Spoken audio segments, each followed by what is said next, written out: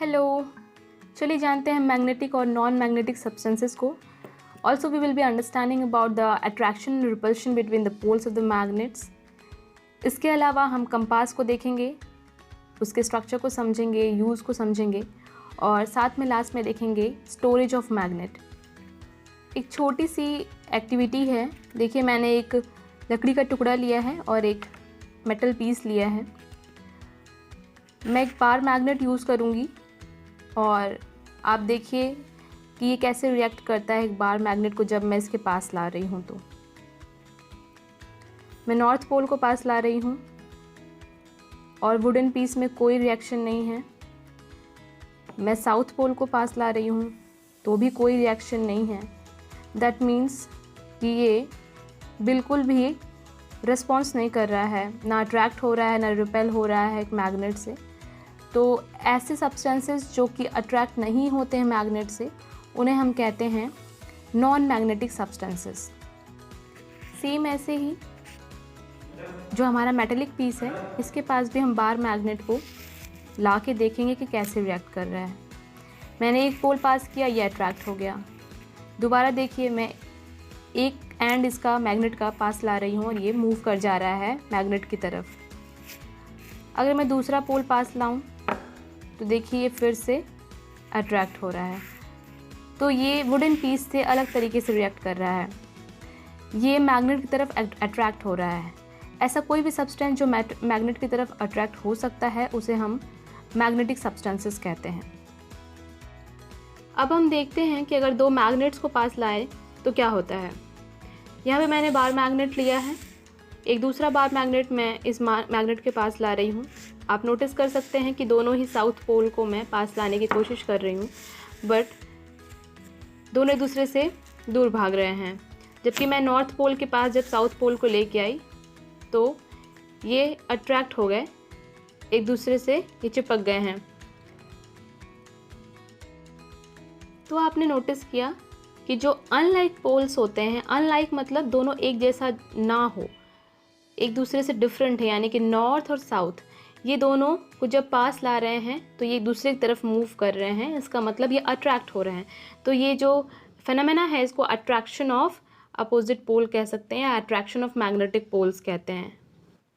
अब देखिए, अब मैं अगर सेम पोल को एक दूसरे के पास लाऊं, मीन्स लाइक पोल्स, जैसे साउथ साउथ सेम हो जाएगा, नॉर्थ नॉर्थ सेम होगा। तो लाइक पोल्स को अगर मैं पास ला रही हूँ तो क्या हो रहा है, ये एक दूसरे से दूर भाग रहे हैं। तो इसे कहते हैं रिपल्शन। पोल्स के बीच में, जो लाइक पोल्स हैं उनके बीच में रिपल्शन होता है और अपोजिट पोल में अट्रैक्शन होता है। हमारे क्लास 6 एनसीईआरटी के फन विद मैग्नेट चैप्टर में एक बात और दिया है कि पुराने समय में जो ट्रैवलर्स हुआ करते थे वो अपनी जर्नी के दौरान एक सस्पेंडेड नेचुरल मैग्नेट को अपने साथ लेके चलते थे। क्यों चलते थे भाई? ये जो मैग्नेट है ये इनको हेल्प करता था डायरेक्शंस फाइंड आउट करने के लिए। कैसे फाइंड आउट करने के लिए हेल्प कर दिया भाई? आप जब पोल्स फाइंड कर रहे थे मैग्नेट का, तो आपने एक एक्टिविटी किया था, बीच में मैग्नेट के बीच में आपने धागा बांध के और मैग्नेट को लटका दिया था हवा में। यहाँ सस्पेंडेड का मतलब वो सस्पेंड, वो पनिशमेंट वाला सस्पेंड नहीं है। सस्पेंड का मतलब किसी चीज़ से बांध के किसी दूसरी चीज़ को लटकाना।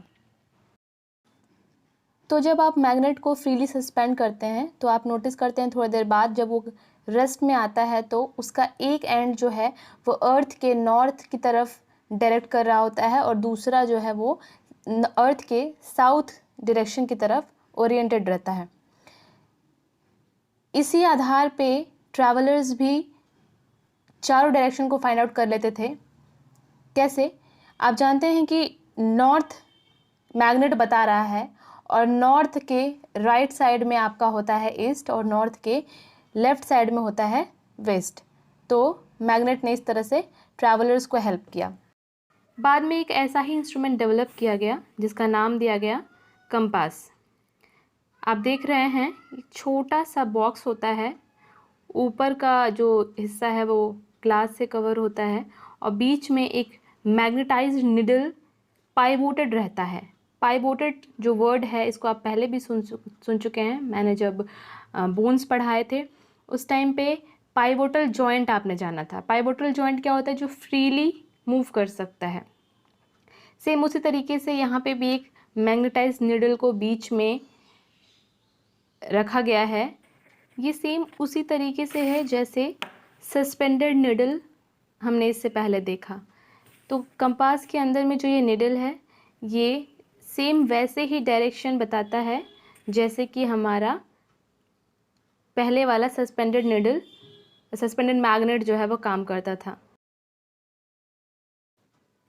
नीडल के अलावा आप देख रहे हैं कि कंपास के अंदर एक डायल भी होता है।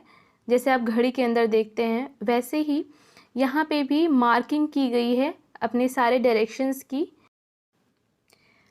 हमारे मैग्नेटाइज्ड नीडल का आप देख रहे होंगे दोनों एंड एक जैसा नहीं है, ये एरो शेप में बना हुआ है और जो एरो का हेड होता है वो माना जाता है कि हमेशा नॉर्थ की तरफ है।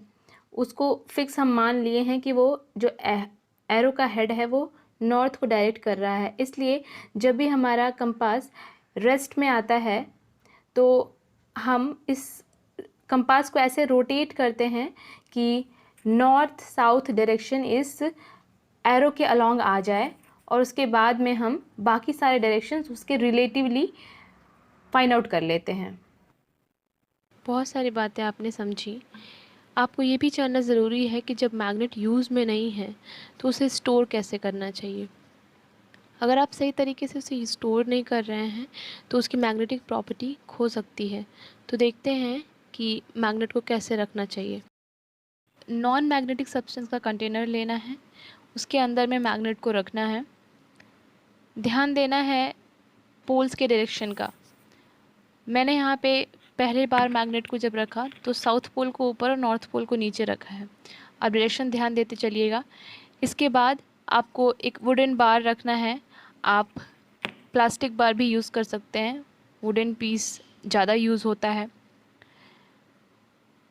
डायरेक्शंस को ध्यान देते हुए आप वुडन पीस को बीच में रखेंगे और दूसरा जब आप बार मैग्नेट रखने वाले हैं तो उसका डायरेक्शन ध्यान देना है कि पहले वाले बार मैग्नेट के अपोजिट होना चाहिए। पहले वाले मैंने साउथ पोल को ऊपर और नॉर्थ पोल नीचे रखा था, यहाँ नॉर्थ पोल ऊपर और साउथ पोल नीचे रखा मैंने।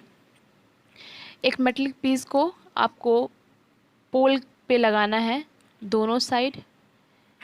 ये एक साइड मैंने लगाया और एक और मेटलिक पीस लेके मैंने दूसरी साइड लगाया। इस तरीके से आपका ये कंप्लीट हो गया स्टोरेज का प्रोसेस। आप इसको ऐसे रखेंगे तो इसकी मैग्नेटिक प्रॉपर्टी नहीं खोएगी। और भी साइंटिफिक चीज़ें सीखेंगे हम। Till then keep shining.